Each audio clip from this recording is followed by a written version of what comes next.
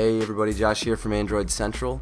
I got another phone to do a hands-on with. It's the Samsung Conquer 4G and it is on Sprint.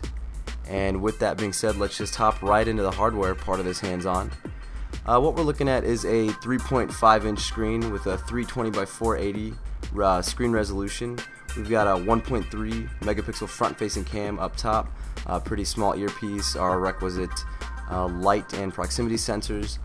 Down bottom we're looking at 4 physical buttons, which we kind of haven't seen in a while, but they feel really nice to punch in. They're not too heavy, but there's a nice clicking mechanism. We jump up to the top bezel. We can see that there's a 3.5mm headphone jack, a circular power button, and the little lip that we'll use to pull the battery cover off the phone. On the left bezel we've got our volume rocker with a nice divot in the middle, so there's a clear divide between up and down. Nothing else. If we move to the bottom bezel, there is a pinhole mic and our micro USB charging port. And on the last bezel we've got nothing but a camera button.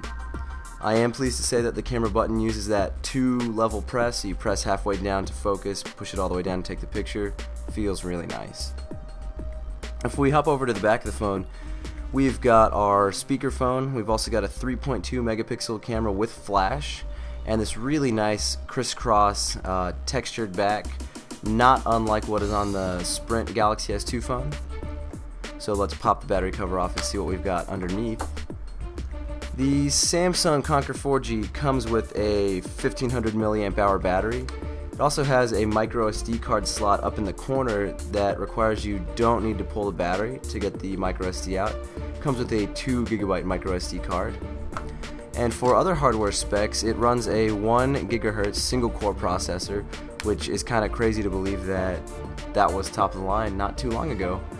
But that is the hardware as it stands, so let me get the phone booted up and we'll take a look at the software.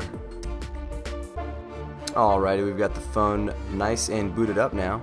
So let's just dive right in. At first glance you'll notice it looks fairly stock, fairly vanilla. There's not any real skinning to be noticed. And if we jump right into our settings menu and go to About Phone, you'll see that we're running Android 2.3.4, which is great to see. The software itself is pretty quick. There's not any real lag between opening stuff up or swiping, just a nice kind of bouncing motion. And as far as apps that come included with the phone, there's not too many. We've got a My Files app that lets you check out what's on your SD card, quick video to take advantage of your front-facing camera, and then your pretty stock Sprint stuff, your hotspot, your Sprint ID, and your Sprint mobile wallet, Sprint Zone as well. There's also Think Free Office, so if you don't want to buy, say, Quick Office or anything like that, then you do have a free alternative. Excuse me. And that's really it as far as the included apps on the phone. It's pretty bare bones and very vanilla. It's not true stock Android. There are a couple of animations here and there that prevent it from being a true AOSP version. But as far as software, I mean, it's as bare bones as you can get, which is great to see. The phone responds really well. I think that 1 GHz processor, along with not a lot of skins bogging it down, is more than capable of handling everything that this phone is throwing at you.